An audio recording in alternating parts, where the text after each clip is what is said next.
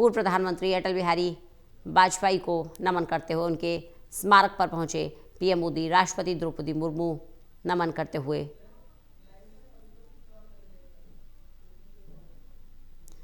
ललित नारायण कांडपाल हमारे साथ, हमारे असिस्टेंट एडिटर जुड़ गए हैं ज़्यादा जानकारी के साथ। ललित, सबसे पहले जो तस्वीरें हम अपने दर्शकों को दिखा रहे हैं, प्रधानमंत्री नरेंद्र मोदी अटल स्मारक पहुंचे, पूर्व पीएम को नमन किया, श्रद्धांजलि अर्पित की।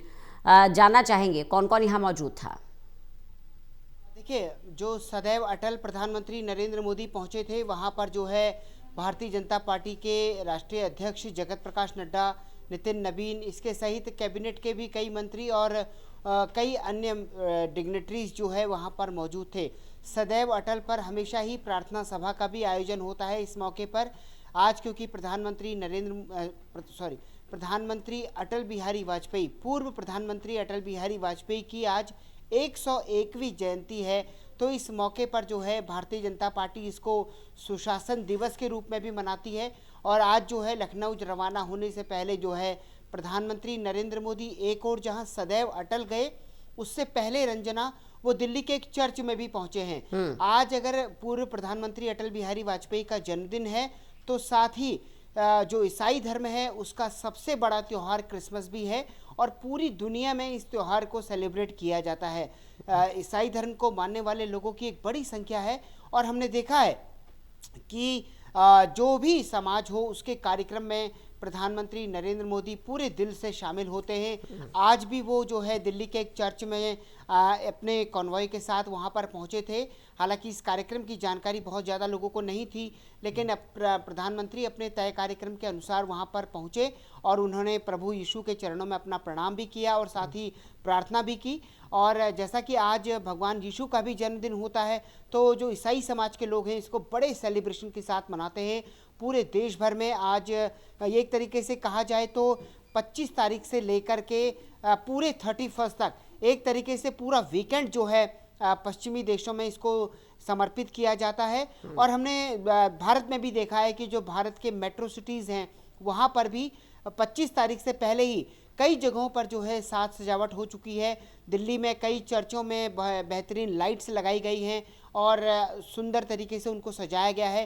तो अब वो भले ही सिख धर्म का कार्यक्रम हो, गुरु नानक जी का जन्मदिन हो, गुरु अर्जन सिंह जी का जन्मदिन हो, प्रधानमंत्री नरेंद्र मोदी को हमने रकाबगंज में जाकर वहाँ भी शीश नवाते हुए देखा है।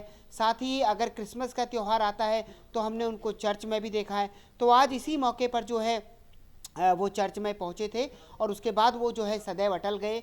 सदैव अटल में उन्होंने पूर्व प्रधानमंत्री अटल बिहारी वाजपेयी को याद किया और आज उनकी 101वीं जयंती है। जी रंजना जी, आज पूर्व प्रधानमंत्री अटल बिहारी वाजपेयी की 101वीं जयंती और देख रहे हैं हम तस्वीरें, अपने दर्शकों को भी दिखा रहे हैं नमन करते हुए। जैसा कि ललित आप जानकारी दे रहे हैं कि सुशासन दिवस के रूप में इस दिन को भारतीय जनता पार्टी मनाती है। कहीं ना कहीं देश को ये संदेश देने की भी कोशिश होती है कि किस तरह से पूर्व प्रधानमंत्री अटल बिहारी वाजपेयी ने शासन चलाया, किस तरह से सरकार चलाई और उन्हीं के पद चिन्हों पर भारतीय जनता पार्टी आगे बढ़ रही है।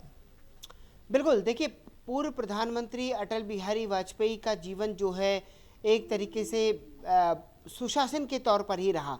हमेशा पूर्व प्रधानमंत्री अटल बिहारी वाजपेयी जो है उनके कामकाज की तारीफ होती रही, उनकी जीवन शैली की तारीफ होती रही, चर्चा में बने रहे हमेशा।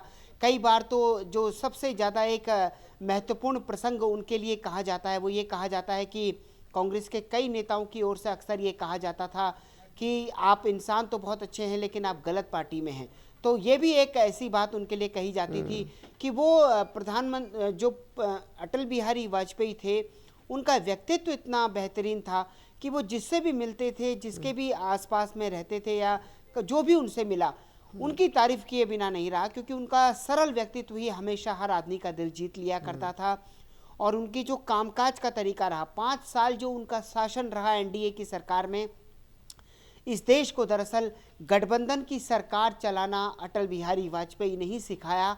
और उससे पहले हमने देखा कि अगर वो वीपी सिंह के समय की बात हो या फिर उससे पहले कहीं भी बात हो, तो कभी भी इस देश में गठबंधन की सरकारें 5 साल का कार्यकाल कभी पूरा नहीं कर पाई। वो केवल और केवल अटल बिहारी वाजपेयी थे जिन्होंने 20 से ज़्यादा दलों के साथ मिलकर 5 साल तक एक तरीके से मजबूती से सरकार चलाई और कई ऐसे निर्णय लिए जो आज भारत की विकास यात्रा में मील का पत्थर साबित हो रहे हैं। आपको मैं सबसे बड़े बताऊं कि स्वर्णिम भारत चतुर्भुज जो आज हमारे देश में हाईवेज का निर्माण हो रहा है, इसकी परिकल्पना जो है प्रधानमंत्री अटल बिहारी वाजपेयी ने ही की थी और उनके इस सपने को साकार करने वाले हैं नितिन गडकरी, जो कि आज प्रधानमंत्री नरेंद्र मोदी के साथ भी काम कर रहे हैं। तो स्वर्णिम चतुर्भुज योजना जो है वो बेहतरीन तरीके से काम उसमें हुआ और उसने एक तरीके से देश को विकास के पथ पर जो आगे बढ़ाया।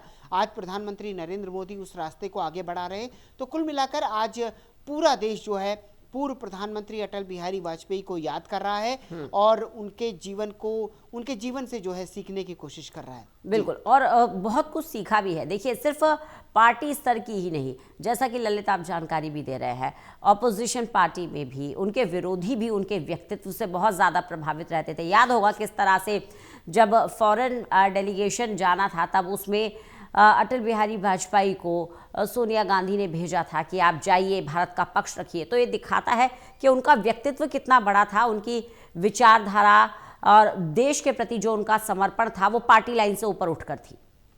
बिल्कुल, और उन्होंने यूएन में जाकर जो बात कही, उसने भारत को जिस तरीके से पेश किया, तो ये पूरी दुनिया में एक इंडियन डेमोक्रेसी की मिसाल गई कि भारतीय लोकतंत्र में ऐसा होता है कि जहां नेता विपक्ष जो है सरकार की ओर से इतने बड़े मंच पर आकर भारत की बात रखता है, भारत को रिप्रेजेंट करता है।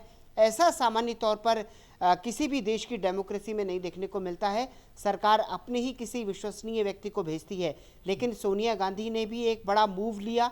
उन्होंने भी अटल बिहारी वाजपेयी को उस कार्यक्रम के लिए चुना और अटल बिहारी वाजपेयी ने भी जब हिंदुस्तान को यूनाइटेड नेशंस के मंच पर पेश किया तो वो आज तक जो है हमेशा ही इतिहास के पन्नों में दर्ज है कि पूर्व प्रधानमंत्री अटल बिहारी वाजपेयी ने किस तरीके से भारत की सोच को वहां पर रखा था। तो आप ये मानकर चलिए कि अटल बिहारी वाजपेयी के जीवन को आप और हम तो एक मामूली तौर पर इसको डिस्क्राइब कर पाएंगे, लेकिन वो इतना विराट व्यक्तित्व है कि उस विराट व्यक्तित्व में एक और सरल प्रधानमंत्री भी है, तो ऐसे हार्ड निर्णय लेने वाला प्रधानमंत्री भी है जिसने कई महत्वपूर्ण मौकों पर साबित किया कि उनसे कठोर व्यक्ति कोई नहीं हो सकता। वहीं दूसरी तरफ उनके जीवन का एक कवि पक्ष भी है जिसको हमेशा ही सारे कवि नमन करते हैं और आज भी उनकी 25 कविताएं हर युवा जो है अपनी लाइब्रेरी में रखना चाहता है। बिल्कुल, काल के कपाल पर लिखता हूँ, मिटाता हूँ, गीत वही गाता हूँ। ललित बने रहिएगा, लगातार आपसे जानकारी लेते रहेंगे।